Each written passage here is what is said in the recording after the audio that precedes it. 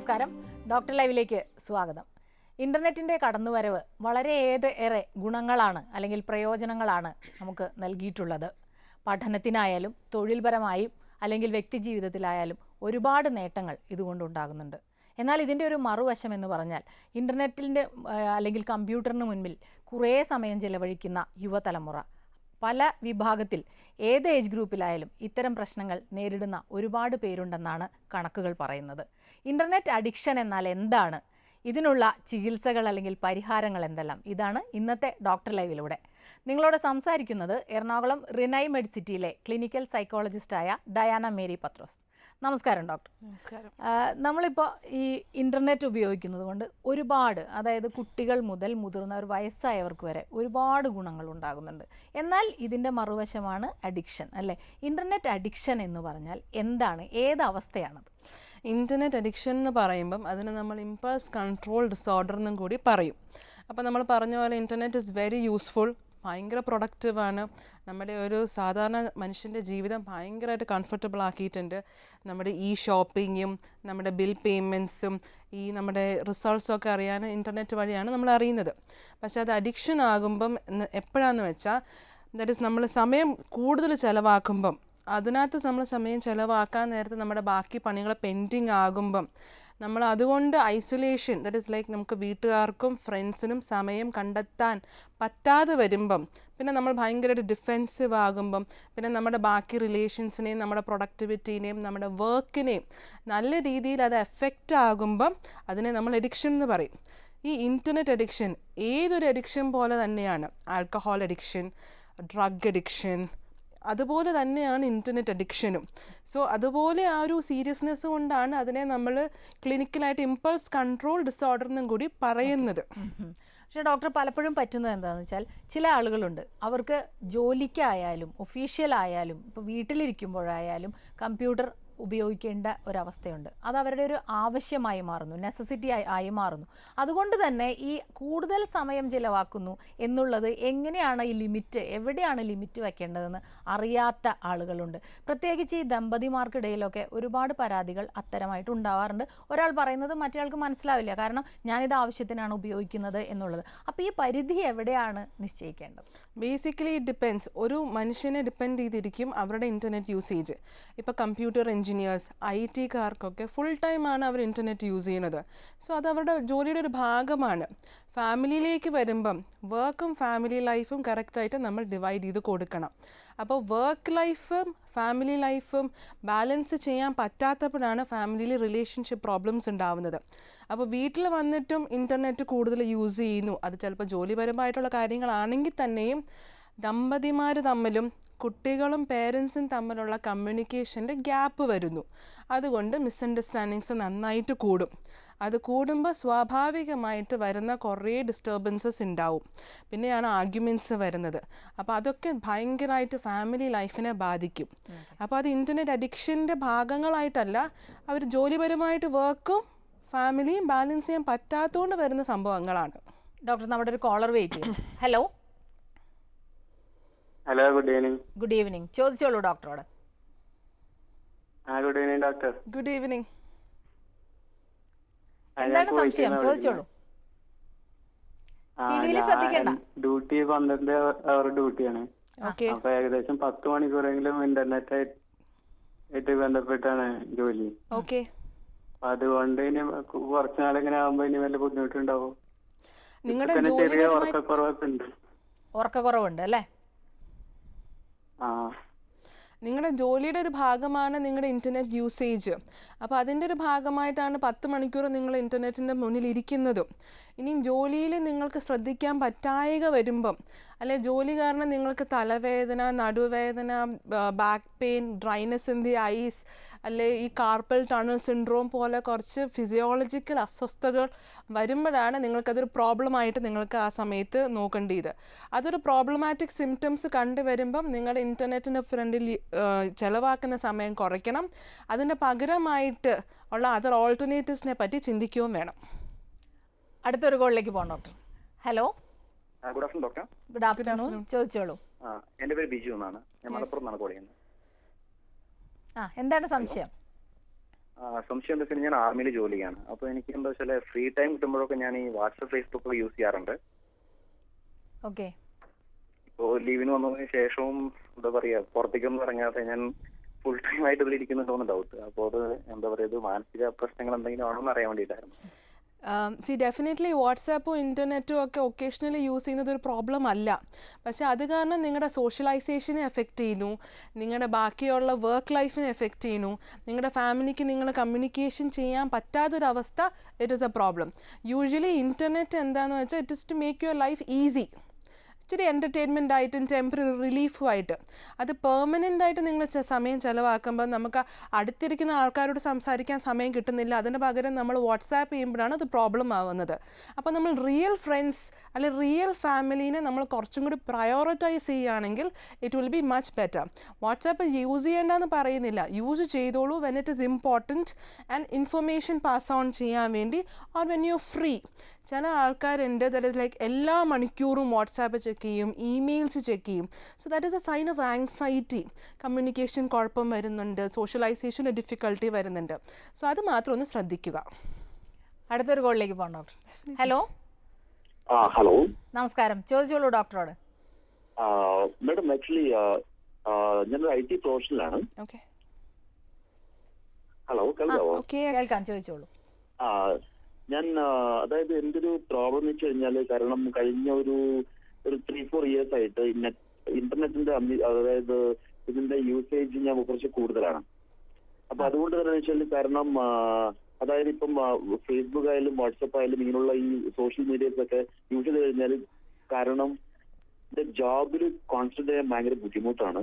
Plus അത് മാത്രമല്ല, plus എന്തെങ്കിലും ഒരു അലേർട്ട് മെസ്സേജ് വന്നു കഴിഞ്ഞാൽ എന്തൊരു മീറ്റിംഗ് ഹോൾ ആയി കഴിഞ്ഞാൽ ശരി, പെട്ടെന്ന് അത് അതായത് ജോബിനേക്കാളും കൂടുതലായിട്ട് ഈ ഇതിലെന്താണ് സംഭവിച്ചത്, അതായത് ഫേസ്ബുക്കിൽ എന്താണ്, വാട്സപ്പ് എന്താണ് മെസ്സേജ് എന്നുള്ള കാര്യത്തിലാണ് കൂടുതൽ കോൺസെൻട്രേഷൻ വരുന്നത്. ഞാൻ കുറെ ട്രൈ ചെയ്ത് നോക്കിയിട്ടുണ്ട്, പിന്നെ നെറ്റ് ഡിസ്കണക്ട് ചെയ്യുന്നുണ്ട്. പക്ഷെ അത് ഡിസ്കണക്ട് ചെയ്തിട്ട് തന്നെ കാരണം എന്താ പ്രശ്നം എന്ന് വെച്ച് കഴിഞ്ഞാൽ കാരണം അതില്ലാതെ ജീവിക്കാൻ പറ്റാത്ത ഒരു അവസ്ഥ പോലെയാണ് എനിക്ക്. ഭയങ്കര എന്റെ ഫ്രണ്ട്സ്മാരൊക്കെ പറയാറുണ്ട്, കാരണം ഇത് കുറച്ച് കൂടുതലാണ്. കാരണം 24 മണിക്കൂറും അതായത് ഓഫീസ് വിട്ട് കഴിഞ്ഞാൽ ശരി പിന്നെ നെറ്റ് ചിലപ്പോൾ ഡിസ്കണക്ട് ആയി കഴിഞ്ഞാൽ ഒരു ഹാഫ് ആൻ അവറോ 1 അവറോ ഏകദേശം ഇദ്ദേഹത്തിന്റെ പ്രശ്നം എന്താണെന്ന് പിടികിട്ടി കാണും അല്ലേ? സോ ബേസിക്കലി എന്താന്ന് വെച്ചാൽ ആ സമയത്ത് നിങ്ങൾ സോഷ്യലൈസേഷൻ എഫക്റ്റ് ആയിട്ടുണ്ട്, നിങ്ങളുടെ ഫ്രണ്ട്സിനും ഫാമിലിനും അത് മനസ്സിലായിട്ടുണ്ട്, which means it is A problem behaviour. അപ്പോൾ നിങ്ങൾ അതിന് എന്താ ചെയ്യേണ്ടതെന്ന് വെച്ചാൽ മാക്സിമം നിങ്ങളുടെ ഇൻ്റർനെറ്റ് യൂസേജും വാട്സാപ്പ് യൂസേജും ഒരു ദിവസം 1 മണിക്കൂർ മാത്രം ചെക്ക് ചെയ്യുന്ന തരത്തിൽ നിങ്ങൾ കൊണ്ടുവരാം. അല്ലെങ്കിൽ നിങ്ങൾക്ക് പറ്റത്തില്ല എങ്കിൽ 9 o'clock ശേഷം മൊബൈൽ ഒന്ന് മാറ്റി വയ്ക്കാൻ ഒന്ന് ശ്രമിച്ചാൽ നിങ്ങൾക്ക് ബെറ്ററായിട്ട് സോഷ്യലൈസേഷനിൽ കുറച്ചും കൂടി ഫോക്കസ് ചെയ്യാൻ പറ്റുന്നതായിരിക്കും. അതിപ്പോൾ ഒരു പ്രോബ്ലമാണ്, പക്ഷെ നിങ്ങൾ ശ്രമിച്ചാൽ മാറ്റാനുള്ളതേ ഉള്ളൂ. അടുത്തൊരു കോളിലേക്ക് പോകണം. ഹലോ. ഹലോ, ഡോക്ടറോട് സംസാരിച്ചോളൂ. എൻ്റെ പേര് മോഹൻ, ഞാൻ വിളിക്കുന്നത് കുന്നോളത്തുനിന്നാണ്. എൻ്റെ ചെറിയ കുട്ടി, അതായത് മോന്റെ കുട്ടിയാണ്, 3 വയസ്സ് പ്രായമായിട്ടുള്ളൂ. ഇത് ഏത് സമയത്ത് ഈ നെറ്റിലെ മറ്റേ കോമഡി പരിപാടികൾ, അപ്പൊ ഇത് എടുത്ത് വെച്ച് കഴിഞ്ഞാൽ ഭയങ്കര നിലയും വിളിയും ബഹളാണ്. ഈ വൈകുന്നേരങ്ങളിൽ ഉറങ്ങണം എന്നുണ്ടെങ്കിൽ ഈ കോമഡി കണ്ടു ഉറങ്ങണം. അതാണ് ഇപ്പോഴത്തെ അവസ്ഥ. ബേസിക്കലി വേറൊരു കാര്യം കൂടി നിങ്ങൾ പേരൻസ് ശ്രദ്ധിക്കേണ്ട എന്താണെന്ന് വെച്ചാൽ, 1 മുതൽ 5 വയസ്സുള്ള കുട്ടികൾക്ക് ഇലക്ട്രോണിക് ഗാഡ്ജറ്റ്സ് മാക്സിമം ഒഴിവാക്കുക. TV, mobile phones, electronic gadgets, cartoons ഒക്കെ ഒഴിവാക്കുകയാണെങ്കിൽ കുട്ടിയുടെ സ്വഭാവത്തിനും വാശിക്കും ദേഷ്യത്തിനും നല്ല രീതിയിൽ കൺട്രോൾ ചെയ്യാൻ പറ്റും. ഈ കുട്ടി എന്ന് പറയുമ്പോൾ നിങ്ങൾ പ്രാക്ടീസ് ചെയ്തായിരിക്കും, കുട്ടി ഭക്ഷണം കഴിക്കുന്നില്ല, അപ്പോൾ ഒന്ന് വീഡിയോ ഇട്ട് കൊടുത്താൽ അവൾ ഭക്ഷണം കഴിക്കും. അനുസരിക്കുന്നില്ല, അല്ലെ പ്രശ്നം ഉണ്ടാക്കുന്നുണ്ട്, പുറത്ത് പോകാൻ നേരത്ത് കൺട്രോൾ ചെയ്യാൻ പറ്റുന്നില്ല എന്നാണ് സ്വാഭാവികമായിട്ട് എല്ലാ പേരൻസിൻ്റെ ഒരു കംപ്ലയിൻ്റ് ആണ്. ഈസി ആയിട്ട് അവർ ചെയ്യുന്നത് എന്താണ്, ഒരു മൊബൈൽ കൊടുക്കുക, അത് വെച്ച് കളിച്ചുകൊണ്ടിരിക്കുക. പക്ഷേ അതുകൊണ്ട് ഉണ്ടാവുന്ന കുറേ ഡിഫിക്കൽട്ടീസ് കുട്ടികൾക്ക് ലേറ്റർ ഓൺ നല്ല രീതിയിൽ അനുഭവപ്പെടും. സ്കൂളിൽ ചെല്ലാൻ നേരത്ത് ശ്രദ്ധ ഉണ്ടാവില്ല, ഭയങ്കര ഡിസ്ട്രാക്റ്റബിലിറ്റി ഉണ്ടാവും, പഠന വൈകല്യങ്ങൾ ഉണ്ടാവാനുള്ള ചാൻസസ് ഉണ്ട്. സോ അതൊക്കെ നിങ്ങൾ ശ്രദ്ധിക്കണം. അപ്പോൾ നിങ്ങൾ മാക്സിമം ഇൻ്റർനെറ്റും യൂട്യൂബും കാർട്ടൂൺസും ഒഴിവാക്കുന്നത് നല്ലതായിരിക്കും. മറ്റൊരു കോളിലേക്ക് പോകാം ഡോക്ടർ. ഹലോ. നമസ്കാരം. നമസ്കാരം ഡോക്ടർ. സംസാരിച്ചോളൂ. ഡോക്ടർ, ഞാനാണെങ്കിൽ സൗദിയിൽ നിന്നാണ് വിളിക്കുക. അപ്പം ഞാനിവിടെ ജോലി ചെയ്ത് തന്നെ, അപ്പം ഞാനിവിടെ വേറെ ആരുമായിട്ട് കമ്മ്യൂണിക്കേറ്റ് ചെയ്യാനൊന്നുമില്ല 24 മണിക്കൂർ. അപ്പം ഞാൻ ഫേസ്ബുക്കും വാട്സപ്പും ഉപയോഗിച്ചിട്ടുണ്ട്. അത് ഭാവിയിൽ എന്തെങ്കിലും പ്രോബ്ലം ഒക്കെ മാറുമോ? ഇപ്പോൾ സൗദിയുടെ ജീവിതം ലൈഫ് സ്റ്റൈൽ വേറെ, നാട്ടിലെ ലൈഫ് സ്റ്റൈൽ വേറെ. അവിടെ നിങ്ങൾക്ക് സോഷ്യലൈസേഷൻ ചെയ്യാനുള്ള ഒരു ഓപ്പർച്യൂണിറ്റി ഇല്ല. അപ്പോൾ you have to spend time effectively. പക്ഷേ ഇൻ്റർനെറ്റിൽ സമയം ചിലവാക്കുന്നതിനെക്കാട്ടും നല്ലത് എക്സസൈസ്, ഹോബീസ് ചെയ്യുക, stamp collection, something productive. Because ഇൻ്റർനെറ്റിൽ ഇരിക്കാൻ നേരത്തെ you are getting addicted to it. നമ്മൾ തന്നെ അറിയാതെ നമുക്ക് അത് ഇഷ്ടമാവുന്നു, ടെമ്പററി റിലീഫ് തരുന്നു, ഒരു ബൂസ്റ്റ് ഓഫ് ഇൻ കോൺഫിഡൻസ് ആണ്. പക്ഷെ അത് നമ്മൾ യഥാർത്ഥത്തിൽ ലൈഫിലേക്ക് വരാൻ നേരത്ത് അത് ഉണ്ടാവണമെന്ന് നിർബന്ധമില്ല. സോ ഇൻ്റർനെറ്റിൽ സമയം ചിലവാക്കുന്നത് കുറച്ചിട്ട് നിങ്ങൾ മാക്സിമം എന്തൊക്കെ അതർ ഓൾട്ടർനേറ്റീവ്സ് ഉണ്ടാക്കാം. സൗദിയിൽ എങ്ങനെയൊക്കെ നിങ്ങൾക്ക് പുറത്തിറങ്ങാം, എങ്ങനെയൊക്കെ ആൾക്കാരെ കാണാം, എങ്ങനെയൊക്കെ ക്ലബ്ബ് ഉണ്ടാകാം, ഫ്രണ്ട്സിനെ പോയി കാണാം, എക്സസൈസ് ചെയ്യാം, യോഗ, മെഡിറ്റേഷൻ, എന്തെങ്കിലും ഹോബീസിൽ നിങ്ങൾക്ക് എൻഗേജ് ചെയ്യാം. സംതിങ് പ്രൊഡക്റ്റീവ് ചെയ്യുകയാണെങ്കിൽ it will B better. Doctor, നമുക്കൊരു ഇടവേളയ്ക്ക് ശേഷം തിരികെ വരാം. ഡോക്ടർ ലൈവിൽ ഒരു ഇടവേള. ഡോക്ടറെ തുടരുന്നു. ഡോക്ടർ, ഇപ്പോൾ നമ്മുടെ കുട്ടികളിൽ പലപ്പോഴും അച്ഛനമ്മമാർ എപ്പോഴും പറയുന്ന ഒരു സംശയമാണ്, കുട്ടികൾ ഇൻ്റർനെറ്റിന് അഡിക്റ്റഡ് ആകുന്നുണ്ടോ, അല്ലെങ്കിൽ അവരുടെ പഠനത്തെ അത് ബാധിക്കുന്നുണ്ടോ, അല്ലെങ്കിൽ അവരുടെ സോഷ്യലൈസേഷനെ അത് ബാധിക്കുന്നുണ്ടോ? കുട്ടികളിൽ ഏത് പ്രായത്തിലാണ് ഇത് കാണുന്നത്? എപ്പോൾ മുതലാണ് നമ്മൾ ശ്രദ്ധിക്കേണ്ടത്? ബേസിക്കലി ഏതൊരു പേരൻറ്റും ശ്രദ്ധിക്കേണ്ട റൈറ്റ് ഫ്രം ബർത്ത്. ബിക്കോസ് ഇപ്പോഴത്തെ കാലത്ത് പേരൻസ് രണ്ടുപേരും വർക്കിംഗ് ആണ്. അപ്പോൾ ചൈൽഡ് ഒന്നിൽ കെയർ ടേക്കറിൻ്റെ അടുത്തായിരിക്കും, അല്ലെങ്കിൽ ഗ്രാൻഡ് പേരൻസിൻ്റെ അടുത്തായിരിക്കും.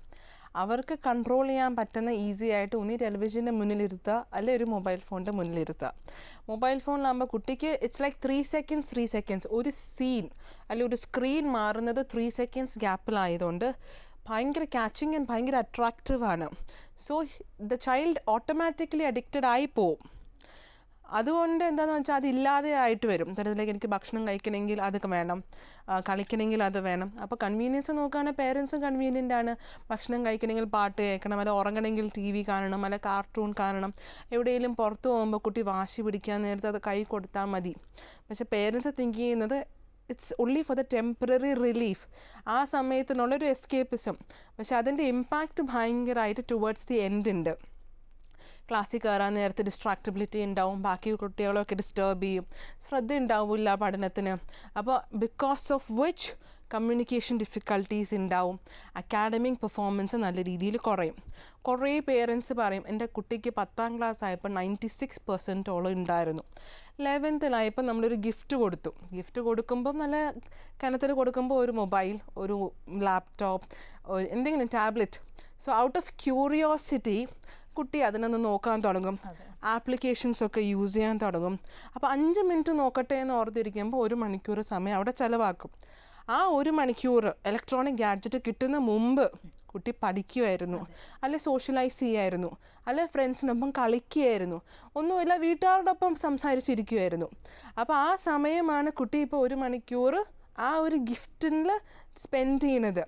സോ ഓട്ടോമാറ്റിക്കലി അക്കാഡമിക് പെർഫോമൻസ് കുറയും, socialisation with family and friends കുറയും, കുട്ടിക്ക് ബിഹേവിയറൽ ചേഞ്ചസ് വന്ന് തുടങ്ങും. ഓക്കെ ഡോക്ടർ, നമ്മുടെ ഒരു കോളർ വെയിറ്റ് ചെയ്യുന്നു. ഹലോ ഹലോ, നമസ്കാരം. ഡോക്ടറോട് സംസാരിച്ചോളൂ. ഹലോ, എന്റെ പേര് ബീനി എന്നാണ്. ഞാൻ ഓർത്തോയിലെ മെൽബണിൽ നിന്നാണ് വിളിക്കുന്നത്. കുറച്ച് ഉറക്കെ ചോദിക്കാമോ? എന്റെ മോന് ഞാൻ ഉറക്കലെ തന്നെയാണ് പറയണേ. എന്റെ മോനെ രാവിലെ മുതൽ അവന് ഇങ്ങനെ ഹോളിഡേസ് കിട്ടുമ്പോൾ കംപ്ലീറ്റ് ഇങ്ങനെ നെറ്റിൽ ഇങ്ങനെ കാർട്ടൂൺ കണ്ടുകൊണ്ടിരിക്കുകയാണ്. നമ്മൾ എന്തെങ്കിലും പറഞ്ഞു വഴക്കോ അല്ല കാര്യങ്ങളോ പറയുമ്പോൾ പിന്നെ എന്നോട് വഴക്കാണ്. അത് നമുക്ക് അതിൽ നിന്ന് അവനെ ഒന്ന് മാറ്റുന്നതിന് നമുക്ക് എന്ത് ചെയ്യുന്നേ? പിന്നെ വഴക്കാണ്, പിന്നെ മിണ്ടത്തില്ല, അങ്ങനെയുള്ള കുറെ കാര്യങ്ങൾ. ഞാൻ എന്തെങ്കിലും പഠിക്കാൻ പറഞ്ഞു കഴിഞ്ഞാൽ അപ്പൊ എന്നോട് വഴക്കുണ്ടാക്കും. ആള് നല്ലതായി പഠിക്കുകയും കാര്യങ്ങളും ഒക്കെ ചെയ്യും. എപ്പോഴും കാർട്ടൂൺസ് ഒരു അഡിഷനാണ്. കാർട്ടൂൺസ് അധികം കുട്ടികളെ കാണാൻ നിങ്ങൾ എൻകറേജ് ചെയ്യരുത്. അതിന് പകരമായിട്ട് ഫേവറബിളായിട്ട് കുട്ടിക്ക് വേറെ ഹോബീസ് ഉണ്ടാവുമല്ലോ. സൈക്ലിംഗ് ഉണ്ടാവും, ഫുട്ബോൾ ഉണ്ടാവും, കളറിങ് ഉണ്ടാവും, അല്ലെ ഫ്രണ്ട്സിനെ കാണാൻ, അല്ലെ ഒന്നുമില്ലെങ്കിൽ ഒരു ഔട്ടിങ്, അല്ലെ ഒരു എക്സസൈസ്. അപ്പോൾ അങ്ങനെ എന്തെങ്കിലും നിങ്ങൾ ചെയ്യുകയാണെങ്കിൽ, ഒരു ഡിസ്ട്രാക്ഷൻ ടെക്നീക്ക് യൂസ് ചെയ്യുകയാണെങ്കിൽ it will B better. Cartoons completely ഒഴിവാക്കാൻ പറയില്ല, but after A certain age, ഒരു 5 വയസ്സ് വരെ കംപ്ലീറ്റ്ലി എന്തായാലും ഒഴിവാക്കണം. അത് കഴിഞ്ഞിട്ട് ഫ്രീ ടൈമിലൊക്കെ may be ½ an hour to 45 minutes. സ്കൂളിൽ ഇപ്പോൾ എഡ്യൂക്കേഷൻ കൊടുക്കുന്നത് ഏതൊരു കുട്ടിക്കും ഒരു ½ an hour ആണ് സ്ക്രീൻ ടൈം. ഹാഫ് ആൻ അവറിൽ കൂടുതൽ സ്ക്രീൻ ടൈം നിങ്ങൾ അലൗ ചെയ്യരുത്. അതർവൈസ് അതൊരു ജോലിയുടെ ഭാഗമായിട്ടോ ഒരു അസൈൻമെൻറ്റിൻ്റെ ഭാഗമായിട്ടോ വേണം വരാൻ. അടുത്തൊരു കോളിലേക്ക് പോകണം. യെസ്, ഹലോ ഹലോ ഹലോ ചോദിച്ചോളൂ ഡോക്ടറോട്. ഡോക്ടർ പറയൂ ഹലോ പറയൂ. ഡോക്ടർ, ഞാൻ എന്റെ മോന് വേണ്ടി വിളിച്ചതാണ്. അപ്പൊ ഇത് ഇന്റർനെറ്റിന്റെ ഉപയോഗമൊക്കെ കുറേശ്ശെ ഉണ്ടായിരുന്നു. ഇപ്പൊ ഞാൻ അത് കുറച്ച് കൊണ്ടുവന്നു. അപ്പൊ പുള്ളിക്കാരന് ഭയങ്കര ദേഷ്യവും പഠിക്കുന്നതിനൊക്കെ ബുദ്ധിമുട്ടും ഒക്കെ അനുഭവപ്പെടുന്നുണ്ട്. ഇന്റർനെറ്റിന്റെ യൂസേജ് കുറഞ്ഞു വന്നപ്പോഴാണോ നിങ്ങൾക്ക് ഈ പഠനത്തിന് ഡിഫിക്കൽട്ടി അനുഭവപ്പെടുന്നതെങ്കിൽ അപ്പോൾ ഡെഫിനറ്റ്ലി കുട്ടിക്ക് വേറെ ഡിഫിക്കൽട്ടീസ് ഉണ്ടാവും. ബിക്കോസ് ലൈക്ക് ചിലപ്പം എന്തെങ്കിലും റിലേഷൻഷിപ്പോ എന്തെങ്കിലും ഫ്രണ്ട്സോ ഓൺലൈൻ ചാറ്റിംഗ് ആയിട്ട് ഒരു റിലേഷൻ, ഒരു ഫ്രണ്ട്, ഒരു ഡിസ്റ്റൻറ്റ് ഫ്രണ്ട്സ് എന്തെങ്കിലും ഉണ്ടെങ്കിൽ അവരുമായിട്ടുള്ള കണക്ഷൻ പെട്ടെന്ന് കട്ടാവുമ്പം ചിലപ്പോൾ പഠനത്തിന് ഡിഫിക്കൽട്ടീസ് കുട്ടികൾക്ക് അനുഭവപ്പെടാം. അല്ലെങ്കിൽ അതിൻ്റെ ഒരു ഡിഫെൻസീവായിട്ട് ഞാൻ പഠിക്കുന്നില്ല, കുട്ടികൾക്ക് വാശി വരാം, ഞാൻ പഠിക്കുന്നില്ല, എനിക്ക് ഇൻ്റർനെറ്റ് തന്നാലേ ഞാൻ പഠിക്കത്തുള്ളൂ എന്നുള്ളൊരു ബിഹേവിയറൽ ഇഷ്യൂവും അവിടെ വരാനുള്ള ചാൻസസ് കൂടുതലാണ്. ഡോക്ടർ, നമുക്ക് മറ്റൊരു ഇടവേളയ്ക്ക് ശേഷം തിരികെ വരാം. ഡോക്ടർ ലൈവിൽ ഒരു ഇടവേള കൂടി.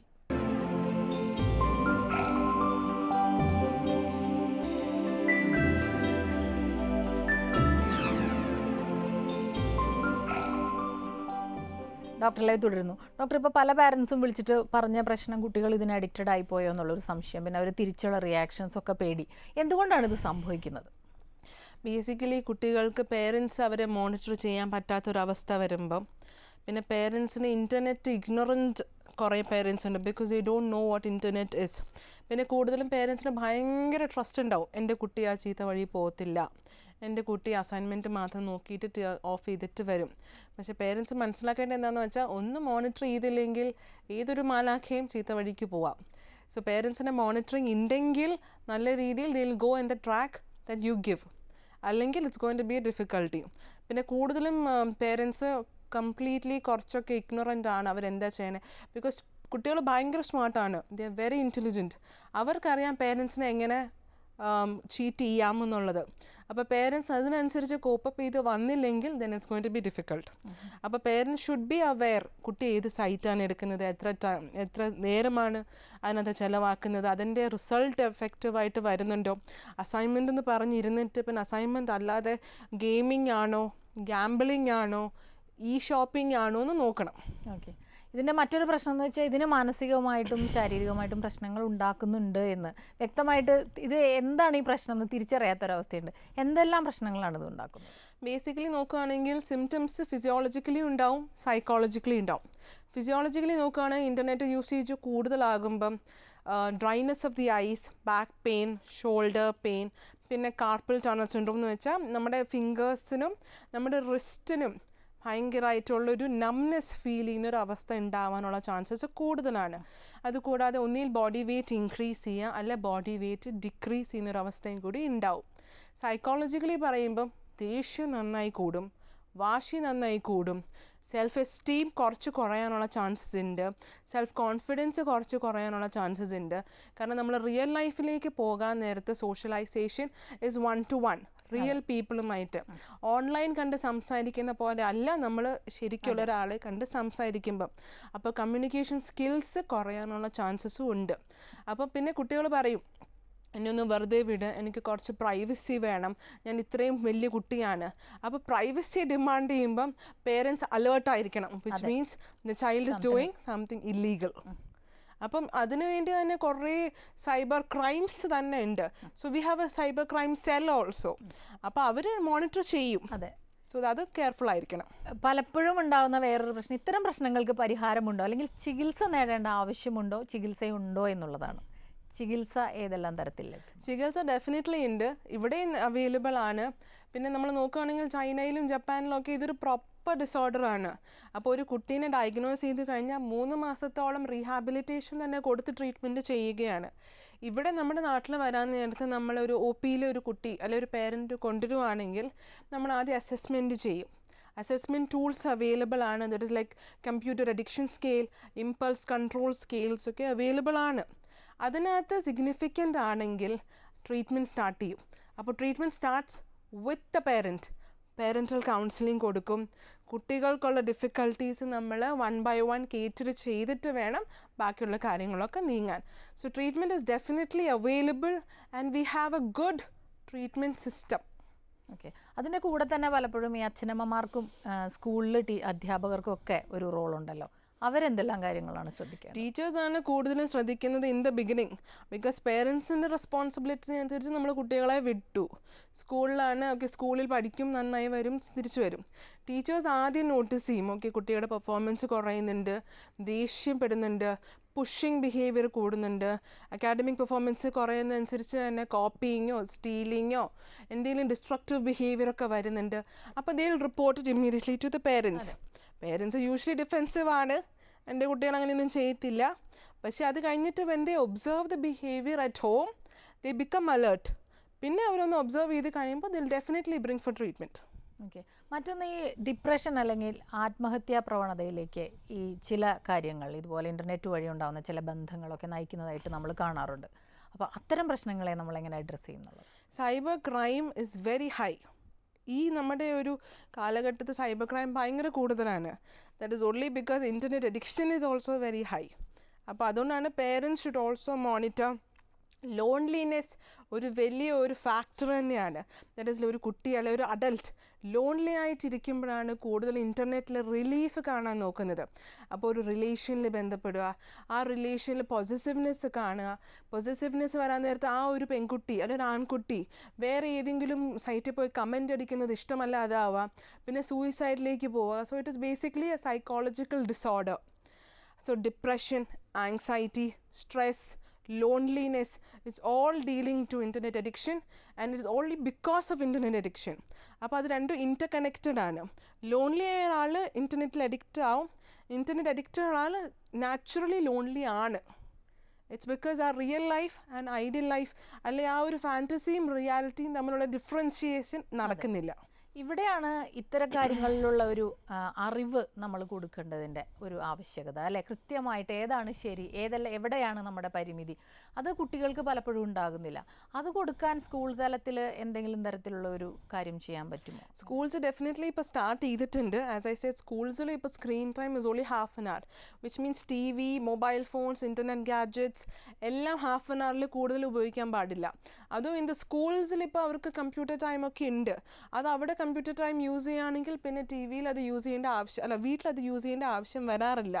So the schools are also educating because cyber crime is increasing. Cyber ക്രൈമിൻ്റെ അവയർനെസ് ഓൾസോ ടീച്ചേഴ്സിന് കൂടുതലുണ്ട്. കാരണം ഇപ്പോൾ കുട്ടികൾ ഭയങ്കര സ്മാർട്ടാണ്, ഭയങ്കര ഇൻ്റലിജൻ്റ് ആണ്. സോ അതിനനുസരിച്ചുള്ള ഒരു പേസ് പേരൻസും ടീച്ചേഴ്സും ഉണ്ടാക്കണം. ഓക്കെ ഡോക്ടർ, നമ്മുടെ ഇന്നത്തെ ഡോക്ടർ ലൈവിൻ്റെ സമയം ഇവിടെ അവസാനിച്ചിരിക്കുകയാണ്. വളരെയധികം നന്ദി ഞങ്ങളോട് സഹകരിച്ചതിന്. ഇന്നത്തെ ഡോക്ടർ ലൈവ് ഇവിടെ അവസാനിക്കുന്നു. നമസ്കാരം.